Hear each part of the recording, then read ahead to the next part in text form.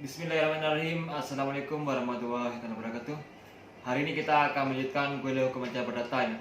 Nah, hari ini mungkin akan menjadi hari-hari terakhir. Nah, karena hari ini akan menjadi perkuliahan terakhir ya. Karena setelah ini mungkin kita akan menghadapi UAS. Nah, hari ini kita akan membahas tentang melanjutkan ya, tentang eksekusi. Nah, bagaimana sih prosedur eksekusi nanti? Nah, saya serahkan ke Ozen. Baik, terima kasih. Sebelum kita lanjutkan perkuliahan pamungkas ini, disebut kuliah pamungkas karena setelah ini kita akan segera masuk ke minggu tenang sebelum pelaksanaan UAS SOOS ya. Nah, sebelum masuk ke minggu tenang ini, kita masih menyisakan satu materi yang sangat penting, yaitu tentang asas-asas eksekusi dan juga bagaimana eksekusi itu dilaksanakan, prosedurnya bagaimana begitu ya. Ini sekaligus juga menjadi materi pamungkas karena memang dalam muatan materi mata kuliah hukum acara perdata itu bahasan tentang eksekusi ini berada pada tahap akhir. Tahap akhir ya. Karena ini setelah putusan pengadilan kan? Ya, jadi alhamdulillah kita bisa secara konsisten ya mendiskusikan ya materi hukum acara perdata sejak awal ya sampai tahapan akhir, yaitu tahapan eksekusi terhadap putusan ya. Baik, untuk lebih menghemat waktu Mas Os, kita mulai saja. Saya ingatkan ada beberapa asas yang perlu dan sangat penting untuk diketahui ketika kita melaksanakan putusan pengadilan atau yang kita sebut dengan eksekusi itu ya. Yang pertama, bahwa eksekusi itu hanya boleh dilakukan terhadap putusan yang sudah memiliki kekuatan hukum yang tetap ya, atau artinya yang tidak ada banding ya, atau hukum lain.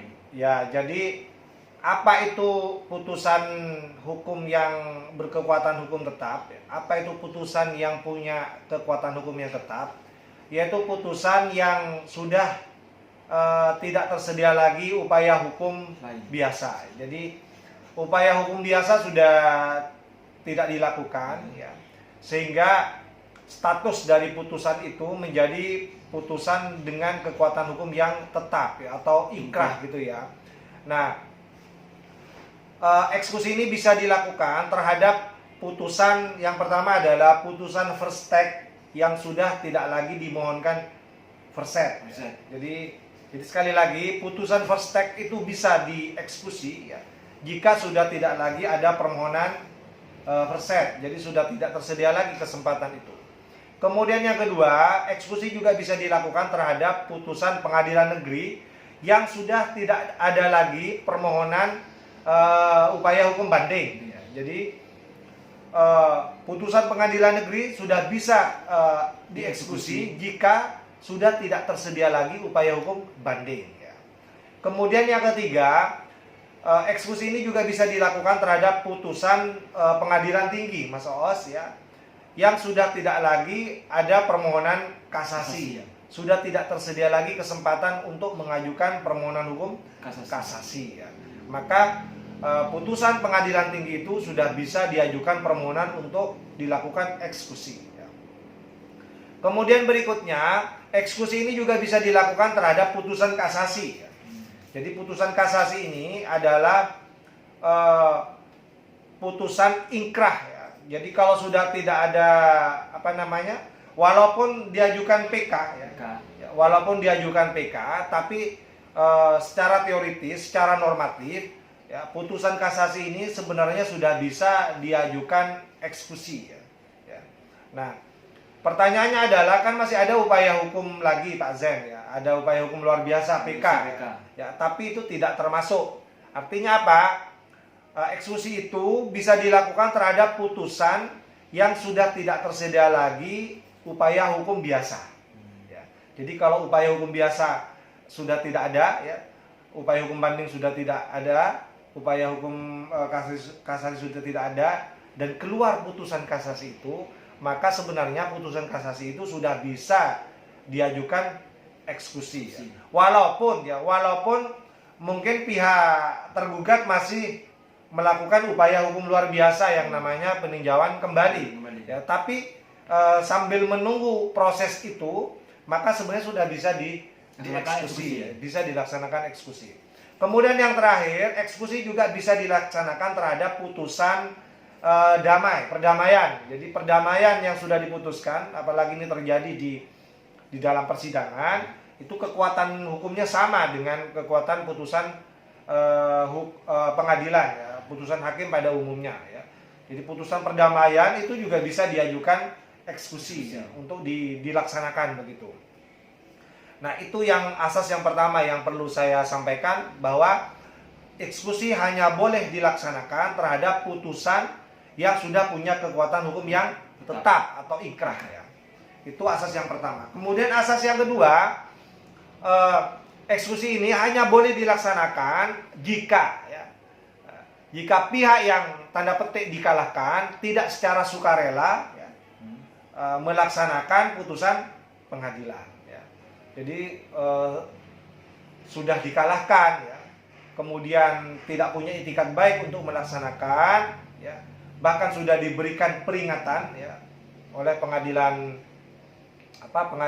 oleh pengadilan negeri ya, dipanggil yang melalui persidangan insidentil ya, ya. Di situ ketemu ketua pengadilan, kemudian panitera, kemudian pihak yang dikalahkan ya, misalnya tergugat misalnya ya, ternyata ya sudah diberi waktu 8 hari nih Mas Awas, sejak diberikan teguran ya, 8 hari waktunya dia melaksanakan ya, amar putusan itu, ternyata juga tidak dilaksanakan, maka pengadilan negeri, dalam hal ini ketua pengadilan negeri, sudah bisa mengeluarkan surat penetapan perintah eksekusi ya. Nah ini, jadi sekali lagi asas yang kedua, saya ulangi sekali lagi, eksekusi baru boleh dilakukan jika pihak yang dikalahkan tidak secara sukarela melaksanakan isi putusan. Ya. Jadi sebuah eksekusi ini bisa dilaksanakan apabila kedua belah pihak mencapai kesepakatan. Gitu. Ya seperti ini Mas Awas. Jadi kalau misalnya sudah diputuskan, ya, ternyata pihak yang dikalahkan itu belum juga ada tanda-tanda melaksanakan melaksanakan isi putusan itu ya kalau sampean tadi bilang putusan itu sebenarnya kan sudah kesepakatan ya, artinya kesepakatan di persidangan ya, kemudian dituangkan dalam sebuah putusan ya, walaupun memang ada juga yang tidak akan puas dengan menerima isi putusan itu, tapi kan sudah diberikan berbagai kesempatan berdasarkan hukum acara ya. Nah, ternyata tidak digunakan dengan baik ya, tidak secara sukarela dengan itikat baik untuk dilaksanakan, maka prosedur berikutnya adalah prosedur dilaksanakannya eksekusi atas perintah dari ketua pengadilan negeri ya. Jadi sekali lagi asas yang ketiga ini juga penting. Eksekusi ini harus dibawa perintah atau dipimpin langsung oleh ketua pengadilan negeri. Nanti ketua pengadilan negeri itu akan mengeluarkan surat perintah ya, eksekusi ya, nanti akan dilaksanakan oleh jurusitanya atau juga paniteranya ya, untuk dilaksanakan. Nah, ini asas-asas yang menurut saya penting diketahui oleh teman-teman yang mungkin bertanya-tanya ya, setelah dapat putusan apa yang harus dilakukan, apa yang harus dilakukan? Apakah berhenti di sana? Ya, ternyata masih belum. Ternyata masih belum, harus dilaksanakan. Jadi sekali lagi, untuk apa? Ini asas juga ya. Untuk apa putusan itu dikeluarkan kalau pada akhirnya tidak bisa dilaksanakan atau tidak dilaksanakan secara sukarela ya gitu ya oleh para pihak ya. Nah, maka perlu dilaksanakan yang namanya eksekusi, yang di situ menurut para ahli sebenarnya ada unsur memaksa. Jadi eksekusi ini dari istilahnya saja kita sudah bisa tahu ada unsur memaksa. Artinya harus dipaksa untuk dilaksanakan. Kenapa Pak Zen? Karena tidak secara sukarela dilaksanakan oleh pihak yang dikalahkan, begitu ya. Ini asas-asas umum menurut saya yang penting untuk dipahami oleh teman-teman ya, setelah kemarin kita memahami pengertian daripada eksekusi itu. Kemudian kita masuk ke Mas Awas tadi tentang apa namanya prosedurnya ya, caranya bagaimana gitu ya. Kalau misalnya Anda berada pada pihak yang dimenangkan gitu ya. tidak sabar menunggu ya. Kapan ini dibayar? Kapan ini dilakukan ganti rugi gitu ya. Ya. Nah, itu ada prosedurnya ya. Ada prosedurnya yang harus dilaksanakan. Yang pertama, kita harus mengajukan permohonan eksekusi. Ya. Kita ajukan permohonan kepada ketua pengadilan ya. Supaya dilaksanakan yang namanya eksekusi ya.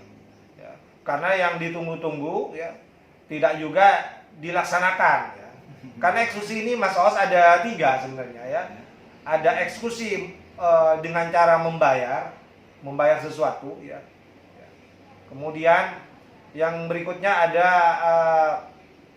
eksekusi real ya. Jadi kalau ada eksekusi real itu eksekusi dengan cara membebani barang-barang yang dimiliki oleh yang dikalahkan itu dengan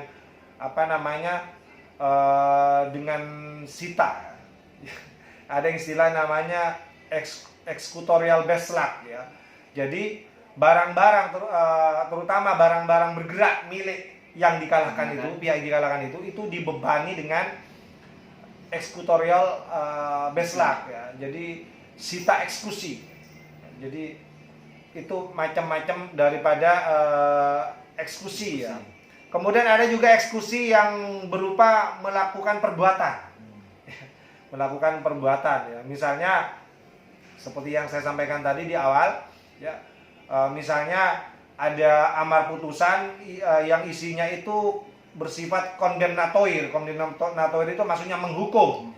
Ya. Karena ini asas juga ya. Jadi eksekusi ini hanya boleh dilaksanakan untuk putusan yang bersifat kondemnatoir. Ya. Jadi putusan yang bersifat kondemnatoir yang sifatnya menghukum, ya. Menghukum misalnya ya contoh ya, menghukum tergugat ya, atau para tergugat secara tanggung renteng, misalnya gitu ya, membayar ganti rugi gitu ya kepada penggugat ya, sejumlah uang sekian. Ini kan di situ terdapat macam-macam eksekusi membayar ya, membayar ganti rugi, kemudian eksekusi dalam bentuk melakukan perbuatan ya, melakukan perbuatan. Misalnya perintah untuk menghukum kepada tergugat ya, untuk menyerahkan apa gitu kan misalnya ya. Nah, ini eksekusi dalam bentuknya melakukan perbuatan ya. Dan ada lagi eksekusi yang saya katakan tadi, eksekusi real namanya, itu menyita benda-benda, terutama benda bergerak. Kalau tidak ada yang bergerak Pak Zen, atau benda bergeraknya tidak cukup gitu ya. Tidak cukup, maka akan menggunakan benda tetap. Benda tetap milik yang pihak yang dikalahkan itu ya. Tapi ada prosedurnya sekali lagi. Jadi setelah kita mengajukan permohonan kepada ketua pengadilan, maka ketua pengadilan ini nanti akan memberikan teguran dulu. Tidak serta-merta langsung dieksekusi. Artinya ada peringatan. Ya, ada peringatan, ada aan maning loh dalam bahasa apa namanya? Dalam bahasa studi hukum ya, bahasa Belanda ya. Jadi ada teguran dulu ya. Dipanggillah dulu pihak tergugat yang dikalahkan itu ya. Dibuat persidangan yang sifatnya insidental ya. Di situ juga ada jurusitanya, ada paniteranya ya. Diajak rembukan gimana supaya Anda benar-benar melaksanakan putusan itu, begitu ya. Dikasih waktu 8 hari sejak teguran itu disampaikan ya. Gimana kalau tidak hadir Pak Zen? Tidak apa-apa. Walaupun tidak hadir tetap dianggap sudah terjadi yang namanya peringatan ya kan, bisa saja ya. Biasanya pihak yang dikalahkan itu malas mau datang Mas Os. Jadi sudah ditegur ya, mau diingatkan ya dengan cara baik-baik oleh pihak pengadilan, dipanggil secara patut, ternyata juga tidak datang ya, maka itu sudah dianggap telah dilaksanakan yang namanya peringatan ya, yang namanya teguran, aan maning itu. Nah, dikasih waktu 8 hari sejak turunnya teguran itu, tetap tidak dilaksanakan isi putusan itu, maka setelah itu prosedur berikutnya ya, ketua pengadilan akan mengeluarkan ya, surat penetapan perintah eksekusi. Ya. Bahkan nanti juga akan ada yang namanya surat pembebanan sita eksekusi ya, yang kita sebut dengan eksekutorial beslak tadi ya, diberikanlah kepada panitianya ya, yaitu juru sita atau panitera itu. Bahkan kalau perlu itu nanti akan menggunakan pengaman pihak dari keamanan ya, dari polisi. Ketika di lapangan kadang kan ya, pihak yang mau dieksekusi atau tidak atau terkalahkan itu tidak terima. Ya, makanya biasanya itu selalu minta bantuan dari pihak keamanan. Dalam hal ini polisi untuk mendampingi juru sita atau panitera dalam melaksanakan eksekusi. Ya.